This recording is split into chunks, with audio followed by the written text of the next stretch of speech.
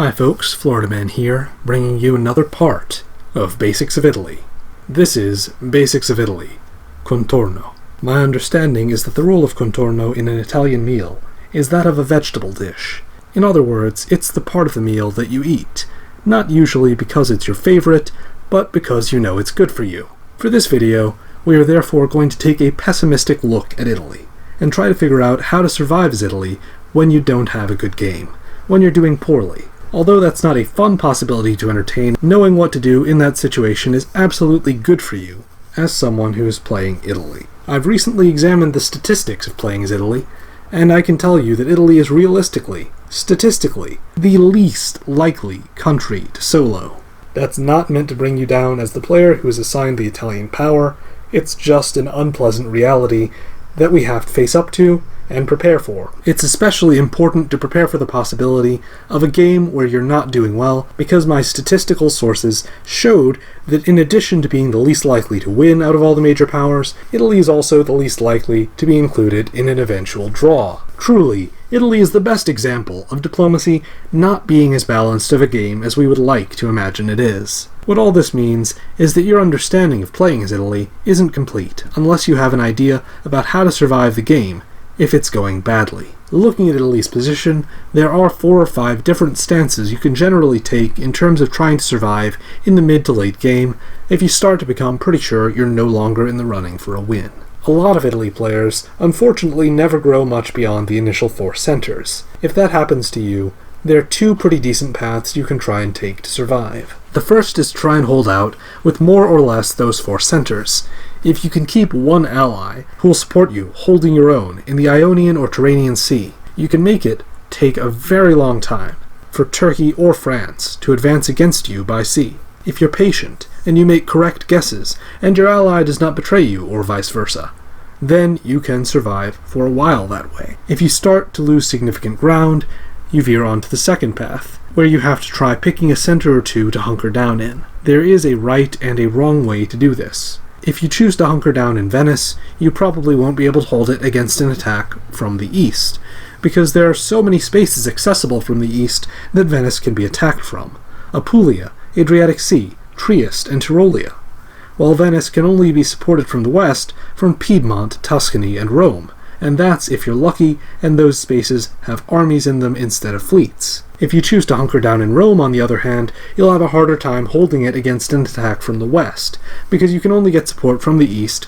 from Venice, Apulia, and Naples, while your opponent may have Tuscany and Tyrrhenian and may very likely take Venice or Naples from you, or at least find a way to get around those spaces and cut your support.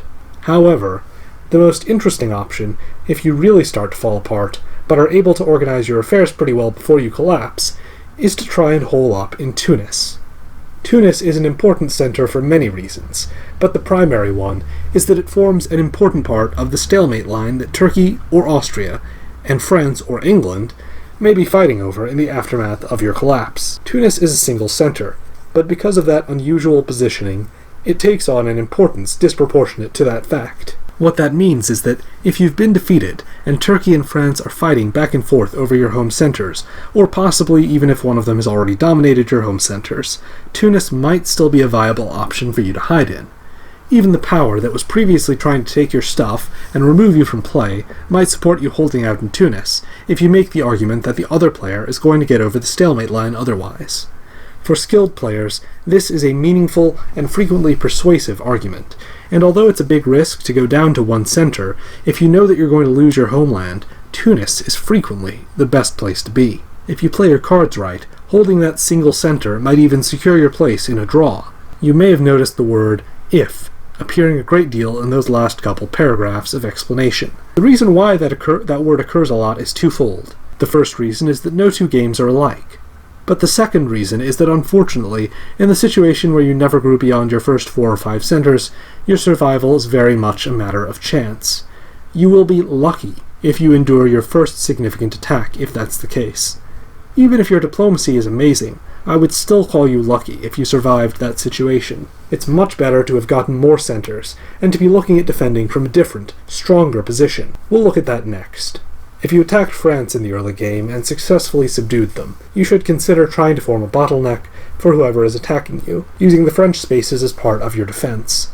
Specifically, there's another stalemate line you can take advantage of that involves the Iberian Peninsula. Normally, France would be the one to take advantage of that if they were being attacked in the late game.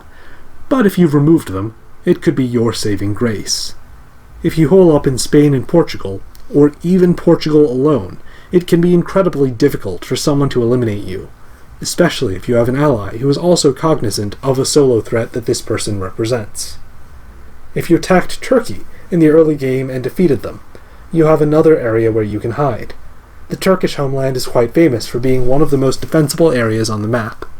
As long as you control all of it, you can mount a pretty good defense against attacks from any one direction, and only an invasion from more than one side should be able to dislodge you from your stronghold. Finally, if you invaded Austria and the Balkans in the early to mid-game, you can try to defend that region against invaders. I will say it'll be much more difficult than holding on to Iberia or Turkey typically is. But if you're being attacked by Russia, Germany, or Turkey over land, your best defensive maneuvers will involve trying to hold on to the coastal provinces, like Trieste, Greece, and Bulgaria, which will be difficult for them to take since you can support them from sea spaces. If you have units in Albania and Adriatic Sea securing your control of Trieste, you might be able to bottleneck them indefinitely by also keeping control of Tyrolia, Piedmont, and Venice. Alternatively, if you're being attacked by England or France advancing through the mid-Atlantic Ocean, even if you begin to lose ground in your homeland, you can probably hold on to some of the Balkans and maybe Venice, for the simple reason that the attack on you will be a predominantly naval one, and those centers that have more land spaces than sea spaces surrounding them will be more difficult for your invader to take. Although this topic was a little more negative than our general outlook on Italy has been, I hope you enjoyed the efforts to give you some realistic strategies for holding out as Italy when the potentially devastating invasion arrives, whether it be from east or west. I hope this video gave you food for thought in considering your game as Italy. Pun absolutely intended. I'd like to briefly thank the people whose names now appear on screen. If you like what we're doing here at Florida Man Diplomacy, you can support it by liking, subscribing, and commenting below. And if you feel like you're really getting a lot of value from the channel, I hope you'll consider visiting my Patreon or Ko-Fi. My blog, Discord, Patreon, and Ko-Fi will be linked below. Until next time, Florida Man out.